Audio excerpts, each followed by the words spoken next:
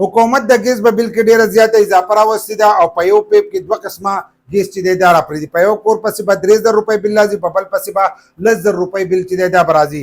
یونټ به هغو یو شانتې څیز دی، په یو پسې سیوا راځي او په بل پسې چې دی کم راځي. خو دا یوازې د ګیس خبره نه ده، سبا ورځې او بجلی کې چې دی دغه کار چې دی دا به ستاسو سره کوي. بل لا د میټر داخله چې کوي د دې نه مخکې دا 6,500 روپۍ داخله وایي، هغه एकदम 50,000 روپو ته چې دا هغه داخله ور وخېجوله.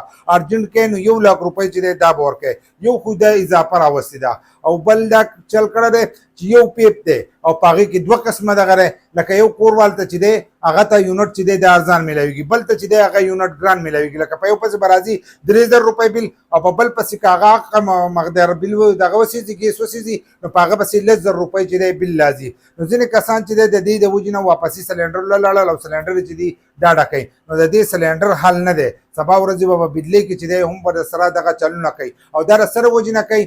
د ملک د حالاتو به تاسو ته پته وي، ځینې خو خره دي خو سره په دې باندې پوهېږم نو اخ وایي داسې چل لري چل خو دې په مخه قرضې رالي او چې قرضې راغلي نو دا چې دی په ټیکسونو کې به راځي او دا قرضې چې دی دا به موږ واپسي جمع کوو. نو هغه د دې د وجې نه په دغې باندې ټیکسونه لګوي. دې ته ویلو چې ستاسو دا بلونه چې دي دا به موږ واپسي د دې زړو سره برابر کړو، خو د زړو سره نه برابر دا زاړه چې دي دا به د دې نوو سره برابروي. کم چې نوي کسان دي په دې زړو پسې په دومره بل راولي چې هغه د دې نوي سره دې نوو ته بیا وایي چې دې موږ ستاسو سره برابر کړل. لکه کم مهینه کې پورا زاړه چې دی دا پسې لپاسه کې دغه شانتې د بجلي په بلونو کې به ټیکسونه چې دي په دې کې هم اضافه.